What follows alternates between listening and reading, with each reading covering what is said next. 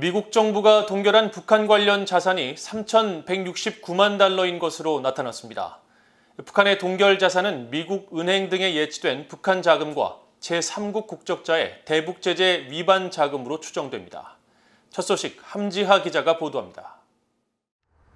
미국 재무부가 북한 등 테러 지원국으로 지정된 나라의 동결된 자산 현황을 집계한 테러리스트 자산 보고서를 발표했습니다. 재무부는 이를 통해 지난해를 기준으로 봉쇄한 북한 관련 자산이 3,169만 달러라고 밝혔습니다. 미국 은행이나 미국의 금융권과 연계된 해외은행 예치 대북 제재 위반 자산으로 추정됩니다. 또 북한과 직접적인 연관이 없지만 대북 제재 위반으로 인해 미국 정부가 압류한 외국인 등의 자산도 포함된 것으로 보입니다.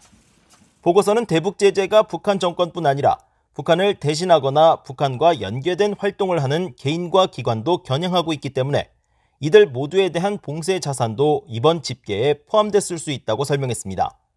이어 대북 제재와 관련된 미국 대통령의 여러 행정명령들에 따라 북한 정권과 이해관계가 있는 자산 대부분이 차단된다면서 이번에 공개된 동결 자산 총액에는 북한 정권이나 다른 제재 대상 개인과의 간접적 이해관계로 인해 차단된 제3자의 자금도 포함돼 있다고 덧붙였습니다.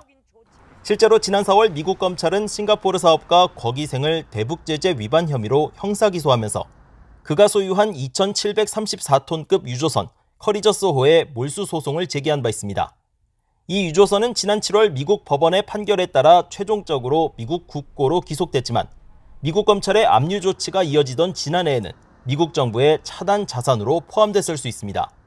북한의 동결 자산은 테러 지원국으로 재지정된 첫 해 2017년에 6,340만 달러, 2018년엔 7,436만 달러였습니다. 지난해에는 이에 비해 절반 이상 수준으로 떨어진 건데 동결 자산 일부가 해제되거나 미국 법원에 북한을 상대로 손해배상금을 청구해 승소한 미국인들이 이 중 일부를 회수했을 가능성도 있습니다. 앞서 북한에 억류됐다가 혼수 상태로 미국으로 송환된 뒤 숨진 미국인 대학생 오토 원벼의 부모는 지난해 5월 미국은행 세 곳이 보유한 북한 자금과 관련한 소송을 제기하는 등 재무부가 차단한 북한 자금을 추적했었습니다. 당시 공개된 금액은 모두 2,379만 달러로 이번에 공개된 동결 자산의 일부로 추정됩니다. My message is to North Korea, like it always is. People matter.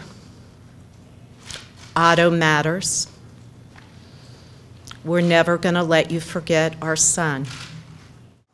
이번 재무부 보고서는 또 다른 테러 지원국인 이란의 동결 자금을 7,375만 달러로 집계했으며 시리아도 북한보다 약 400만 달러 많은 3,532만 달러라고 밝혔습니다. BOE 뉴스 함지하입니다.